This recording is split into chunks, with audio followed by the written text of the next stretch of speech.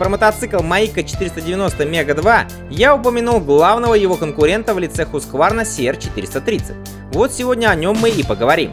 Напомню, эти два непримиримых соперника 80-х относятся к открытому 500-кубовому классу и имеют разное представление о нем.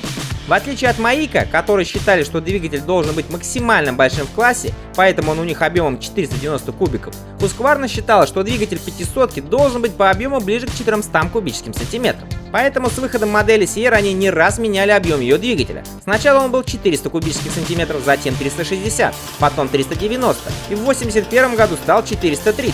Забегая вперед, скажу, что в итоге Husqvarna все-таки потом выпустит полноценную CR500.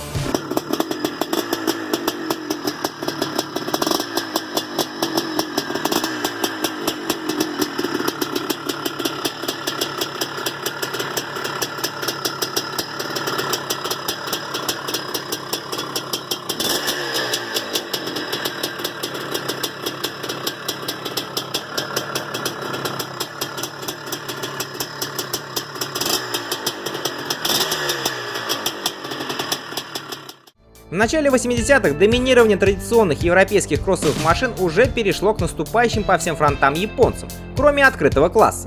К королевскому классу европейцы относились очень серьезно. Их машины могли не продаваться в огромных количествах, как мотоциклы меньших кубатур, но 500-ки для них были показателем престижа компании. Японцы, с другой стороны, часто рассматривали этот класс как более отсталый в плане технологий настолько, что, например, та же Honda до 1981 года вообще не производила мотоциклы открытого класса.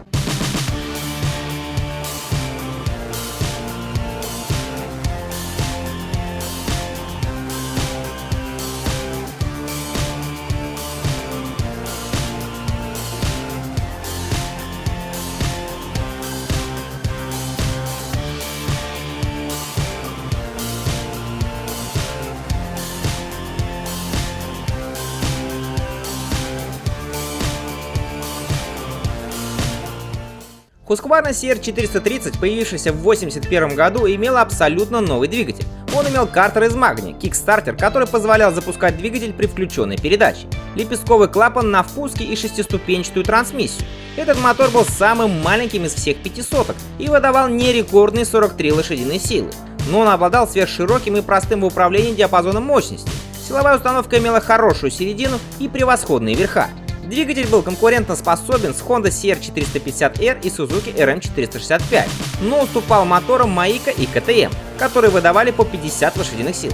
Однако, в отличие от супермощных двигателей конкурентов, гонщики Husqvarna могли эффективно использовать каждую из 43 лошадиных сил. Там, где двигатели соперников сдувались, Husqvarna отлично тянула на каждой фазе диапазона мощности.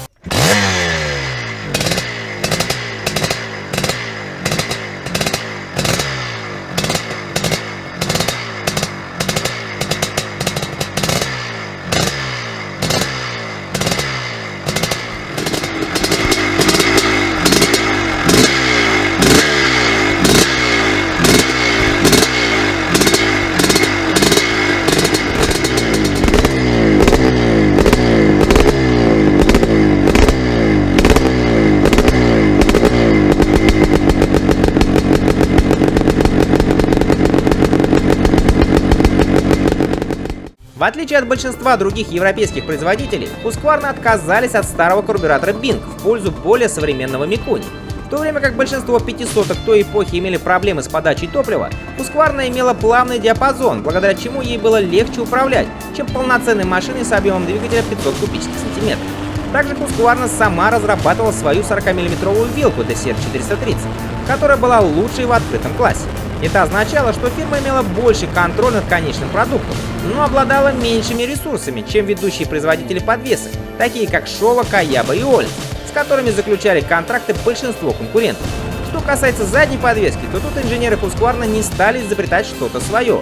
И в то время, когда японцы экспериментировали с новыми видами моноподвесок, шведы ставили на свои машины проверенный твин-шок от Öhlins, который уступал лишь задней моноподвеске Full Floater, появившейся у Suzuki.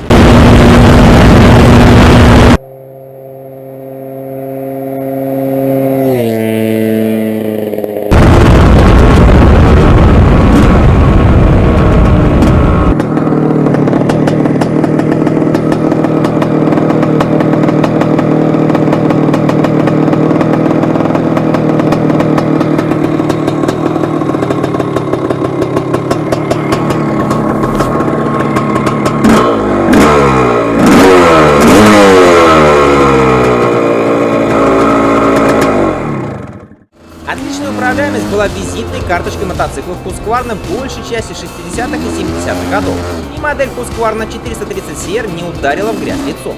Довольно длинный и высокий мотоцикл был отлично сбалансирован и стабилен на длинных и скоростных прямых, а также прекрасно вел себя при прохождении поворотов. В своих тестах журнал MXA назвал 430CR лучшим в управлении мотоциклом открытого класса всех времен. Однако заводским гонщикам шведского бренда за океаном требовалась более мощная и совершенная машина. Учитывая эти пожелания, в середине 1982 года Husqvarna представила гоночную машину CR500 с двигателем 488 кубических сантиметров. Мотоцикл имел новую раму с улучшенной геометрией, увеличенный бензобак, удлиненный задний маятник, а подвеска имела больший ход. Двигатель с 4 передачами вместо стандартной шестиступенчатой трансмиссии оснащался 44-мм карбюратором Mikuni с лепестковым клапаном. Пилотировал ее заводской гонщик Husqvarna американец Билли Гросси.